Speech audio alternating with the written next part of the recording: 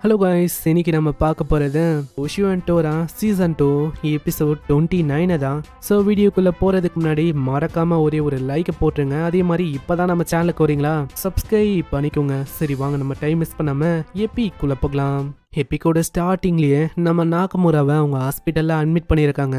அங்கே அவளோட ஸ்கின் எல்லாம் எரிஞ்சு போயிருக்கும்ல, அந்த எரிஞ்சு போன ஸ்கின்னுக்கு கீழே இன்னொரு ஸ்கின்னு செம்ம வேகமாக ரீஜென்ரேட் ஆகுது. இதை பார்த்து டாக்டரே அவ்வளோ ஆச்சரியமாகறாங்க, இந்த பொண்ணுக்கு இந்த அளவுக்கு ரீஜென்ரேஷனா அப்படின்னு. இந்த சைடு கிரியோக்கு எல்லா விஷயமும் தெரிய வருது. நம்ம மயக்கோவை ஹாக்குமன் கொண்டு போயிட்டான்னு கிரியோ கேட்குறான், நம்ம மயக்கோ இப்போ எங்க இருக்காங்க?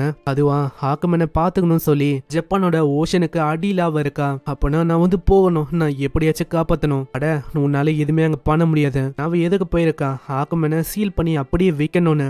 அதேதான், இப்ப போனாலும் உன்னால எதுவுமே அங்க பண்ண முடியாது, வெறும் பார்க்க தான் முடியும். அங்க குயினும் சொல்லி புரிய வைக்குது, ஃபர்ஸ்ட் எனிமியோட ஸ்ட்ரென்த்தை பத்தி புரிஞ்சுக்கணும், அதனால அதை பத்தி நீ தெரிஞ்சுக்கணும். ஆனா எனக்கு வந்து அவளை காப்பாத்தணும், நீ கவலைப்படாதடா, நம்மளால கண்டிப்பா அவளை காப்பாற்ற முடியும். சரி அப்பனா நான் ஹாக்குமனை பத்தி முடிஞ்ச அளவுக்கு ரிசர்ச் பண்ணி அதை பத்தி நிறைய விஷயம் தெரிஞ்சுக்கிறேன். பின்னாடியே விஷயம் சொல்றேன், பரவாயில்லையே கிரியும், வழக்கத்தை விட ரொம்பவும் மாறிட தெரியுமா. ஆனா என்ன மன்னிச்சிட விஷயம், என்னால உன்னை ஞாபகம் வச்சுக்க முடியல. பரவாயில்ல, அது ஒன்றும் பிரச்சனை இல்லை. இதுக்கப்புறம் வந்து யோகையோட பாஸ் எல்லாம் இருக்கும்ல, அவங்களுக்கு இன்னமும் நம்ம ஹீரோவை பத்தியும் டோராவை பத்தி ஞாபகம் வரல. ஆனா அவங்களுக்கு ஒரு விஷயம் தெரிஞ்சிருக்கு, நம்ம உஷியாவும் டோராவும் தான் அவங்களுக்கு ஒரு நம்பிக்கையா இருந்திருக்காங்க. இந்த சைடு நம்ம உஷியாவனோட வீட்டு பக்கம் வர அங்க ஹியோ இருக்கான். நம்ம இவனை ஹியோன்னு சொல்ல வேணாம், ஏன்னா ஹியோஸ்ன்னு ஒரு மாஸ்டர்ஸ் இருக்கா, அதனால இவன் பேரை நம்ம யூன்னு மாத்திக்கலாம். நம்ம யூ அங்க இருக்கான். யூவை பார்த்தோன்னே அவனுக்கு ரொம்ப சந்தோஷமா இருக்கு, ஏன்னா நம்ம யூ உஷியாவை பத்தி மறக்கவே இல்லை. நான் அவர்கிட்ட ஒரு எபிலிட்டியோட இருக்கிற ஒரு கண் இருக்கும், அதனால நான் அவ்வளவு விஷயங்களை மறக்க மாட்டேன். ரொம்ப சந்தோஷமா இருக்கு தெரியுமா உங்களை சந்திச்சதுல, ஏன்னா உங்களுக்கு சின்ன ஞாபகம் இருக்கே. இதே மாதிரி அங்க போகும்போது பீஸ்ட் ஸ்பியரும் ஒரு மாதிரி ரெஸ்பாண்ட் பண்ணு டோரா மாதிரியே இருக்கிற ஒரு மாஸ்டரும் அங்க வந்து நிக்குது. இவங்கெல்லாம் என்ன அந்த ஹாக்மேனோட ஆளுங்களா என்ன? உங்க டோராவும் கொள்ளலான்னு போகுது, ஏன்னா இவங்கள நான் விட போதில்ல, வந்து தொல்லை பண்ணினே இருக்காங்க. அட நீல டோரா, ஏன்னா பீஸ்ட் ஸ்பியர் நின்னுச்சு. பீஸ்ட் ஸ்பியர் எப்பயுமே பிரச்சனை வந்தா ஒண்டிதான் ரியாக்டே பண்ணும், இங்க அது அமைதியா இருக்கு.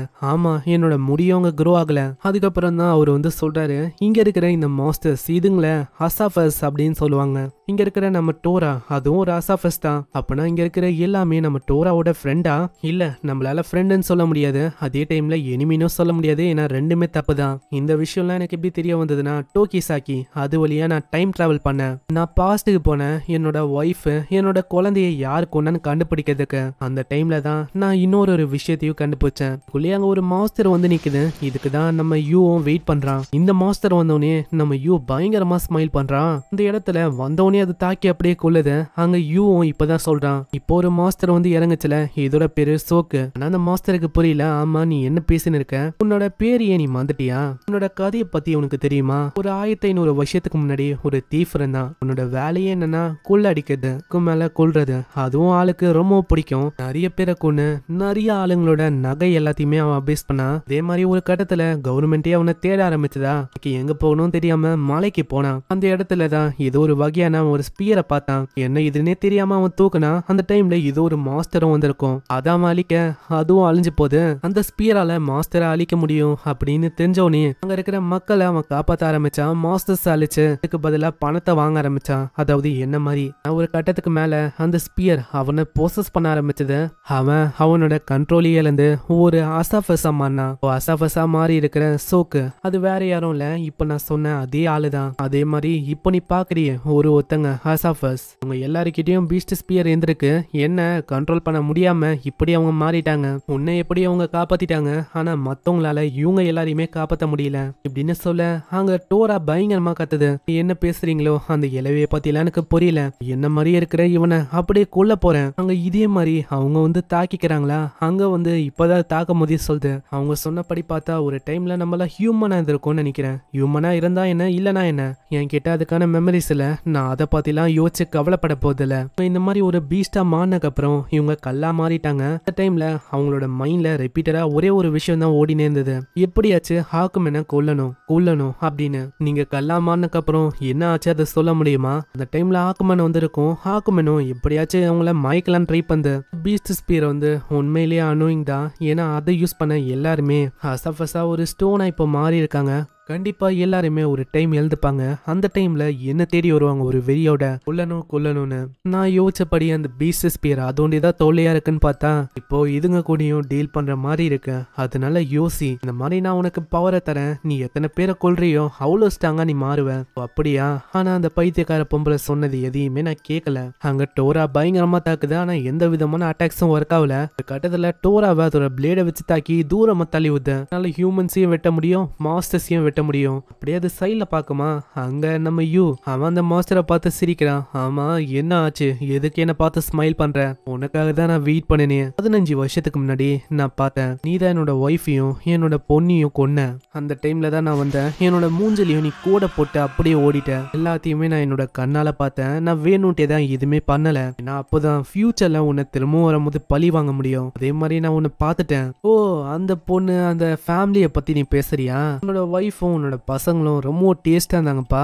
அவங்களோட மீட் எல்லாம் சும்மா அருமையா இருந்தது. அவங்களோட போனும் சூப்பரா இருந்ததுப்பா. இப்படி அதை பேசின்னு இருக்குமா, அங்க டோரா தாக்கலான்னு போது அதுக்குள்ள உஷியோ தடுக்கிறான். இரு, இது அவருக்கான ஃபைட்டு, இப்போ நீ உள்ள போக கூடாது. நான் ஏன் போக கூடாது? இந்த மாதிரி நான் பழி வாங்கணும் அவனை. அட நீ நில்லு. அவரோட கைய பாத்திருக்கியா நீ பேச்சு? அவரோட கையில நிறையவே காயங்கள் இருக்கும். அது எல்லாத்துக்குமே காரணம் இந்த மாஸ்டர் தான். ஏன்னா இதை தேடி தான் ஒரு பல வருஷமா அழிஞ்சாரு. இப்போ அவரு கண்ணு முன்னாடி இருக்கு. இப்போ ஒரு பழி வாங்கணும். உனக்கு புரியுதா? அங்க அது ஃபயர் அட்டாக்க வச்சு தாக்குதா, ஸ்டிங்ஸை வச்சு அவர் பிடிக்கிறாரு. அங்க ஆல்ரெடி அவரு கண்ணிலையும் கோடு போட்டிருப்பாரா, அதனால அது ரொம்ப கடுப்பாகும். ஹேய், உன்னோட வேலை வந்து என்னது, யோகைஸை சீல் பண்றது. என்னெல்லாம் உன்னால எதுவுமே பண்ண முடியாது. நீ அந்த அளவு ஒன்றும் ஸ்ட்ராங் இல்ல. ஸ்டிங்ஸை வெட்டி போட்ட அப்படியே யூ அது பிடிக்குது. உன்னோட கண்ணில் நான் ஒரு மார்க்கை போட்டேன்ல, கண்ணை நான் டேஸ்ட் பண்ணணும்னு ஆசைப்படுறேன். ஆனா யூ அப்பயும் விடல. அங்க ஒரு குணாயத்து பயங்கரமா குத்தி விடுறாரு. எப்போ வரைக்கும் விட மாட்டேனா, இந்த மாதிரி நீ சாகுறதே என்னோட கண்ணால பாக்குற வரைக்கும். இதுக்குள்ள ஒரு வித்தியாசமான சவுண்ட் அவங்க எல்லாருக்குமே கேக்குது. இல்லையே சோக்குக்கோ புரியுது. இந்த மாதிரி டைம் ஆயிடுச்சுன்னு நினைக்கிறேன். உன்னை வந்து இந்த வாட்டி என்னால கொல்ல முடியல. ஆனா அடுத்த வாட்டி உன்னோட கண்ணை நான் சாப்பிடாம விட மாட்டேன். அதே மாதிரி இந்த குணாய் இது வந்து இங்கே இருக்கட்டும், நான் ஞாபகத்தமா வச்சுக்கிறேன். உன்னை பார்க்கும் போது அப்பதான் எனக்கு கொல்லணும்னு தோணும். அதனால ஹாக்குமன் கூட பேட்டில் பண்றதுக்கு தயாராருங்க இப்படின்னு அது போயிது. அங்க உஷியவும் கவலைப்படுறான். அட உங்களுக்கு எவ்வளவு அடிபட்டிருக்கு, ஹாஸ்பிட்டலுக்கு நீங்க போலியா? இல்ல பரவாயில்ல, இது ஓகே தான். உன்கிட்ட சாக்கி இருக்கா?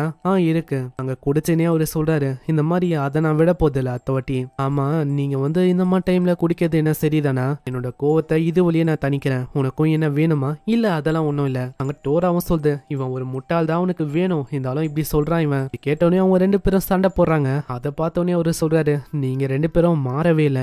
ஓய்யோ, உன்னால அவனை கொல்ல முடியுமா? ஏன்னா அவனை பார்க்கறதுக்கு ஸ்ட்ராங்கா எனக்கு தெரியுது. ஏதோ ஒண்ணு, அடுத்த வாட்டி அவனை கொல்லாம நான் விட போதில்ல. அதே மாதிரி நான் அவன் மேல ஒரு குணாயை வச்சல, அது வந்து ஒரு சீலிங் மாதிரி தான். அதனால அவனோட லொகேஷன் தெரிய வரும். அசால்ட்டா நான் ட்ராக் பண்ணி போக போறேன். எனக்கு உங்களோட பேட்டில் பார்க்கணும்னு ஆசை தான். இருந்தாலும் நான் ஃபர்ஸ்ட் அவனை முடிக்கணும் இப்படின்னு அவன் சொல்லிட்டு போறான். இங்கே இந்த எபிசோட முடியுது. ஸோ பார்க்கலாம் என்ன ஆகுதுன்னு. ஏன்னா பயங்கரமா இதுக்கப்புறம் தான் போக போகுது. மறக்காம கீழே ஒரு லைக் போட்டுருங்க. அதே மாதிரி சப்ஸ்கிரைப் பண்ணலன்னா சப்ஸ்கிரைப் பண்ணிக்கோங்க. நான் உங்களை நெக்ஸ்ட் எபிசோட்ல சந்திக்கிறேன். தேங்க்யூ ஃபார் வாட்சிங். சைனரா.